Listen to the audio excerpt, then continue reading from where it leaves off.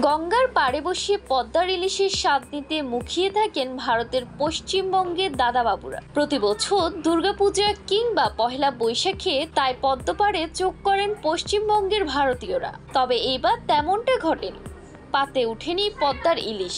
বাংলাদেশের মাস্টার স্ট্রোকে এবার কলকাতার পাত ফাঁকা। পান্তা ইলিশের স্বাদ তাই এবার ছেয়েছে বড্ড বিষাদে, ঝরছে ক্ষোভ। এবার পদ্মার ইলিশ বৈশাখে ভারত সফর করেনি। গণমাধ্যমের খবর বলেছে যৌক্তিক কারণে ইলিশ রপ্তানির অনুমতি দেওয়া হয়নি। মূলত পহেলা বৈশাখ থেকে ইলিশ ধরায় নিষেধাজ্ঞা দিয়েছে বাংলাদেশ। একই সময়ে ভারতেও চলছে মাছ ধরার নিষেধাজ্ঞা। সামুদ্রিক 475 প্রজাতির মাছের আবাদ প্রজনন আর ঝাটকা সংরক্ষণে এতদিন বাংলাদেশের জলসীমায় মাছ ধরার নিষেধাজ্ঞা ছিল 20 মে থেকে 23 জুলাই পর্যন্ত। অন্যদিকে ভারতীয় জেলের জন্য 15 এপ্রিল থেকে 13 জুন পর্যন্ত। ফলে যখন বাংলাদেশের জেলেরা অবরোধে অলস সময় কাটাতো, তখন বাংলাদেশের জলসীমায় দাপিয়ে বেড়াতো ভারতীয় জেলেরা।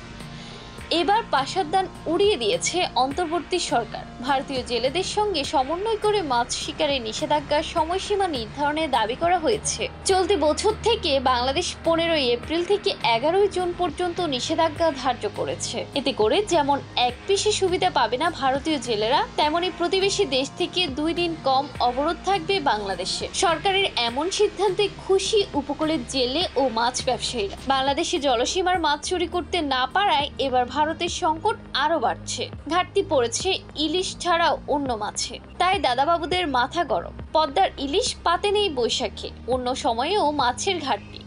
সরগরম হয়ে ওঠে ভারতীয় বাঙালিদের সামাজিক যোগাযোগ মাধ্যম। পশ্চিমবঙ্গের সংবাদ মাধ্যম ও সামাজিক যোগাযোগ মাধ্যমে বাংলাদেশের ইলিশ না পাওয়া নিয়ে আলোচনা সমালোচনার তুঙ্গে। ক্ষোভে ফুঁসছে তারা। সুবিধা ও ইলিশ হারানোর বেদনা তাদের হতাশ করছে, বুকে বড় ব্যথা। অনেকেই দাবি করছেন পদ্মার ইলিশ ছাড়া পহেলা বৈশাখের আনন্দ যেন অসম্পূর্ণ।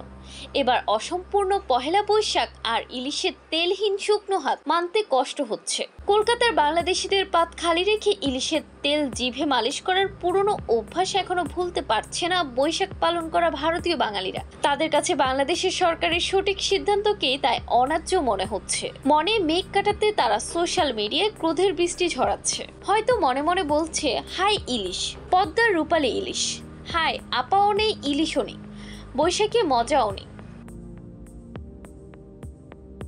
জান্নাতুল তাহসিন, FTV নিউজ।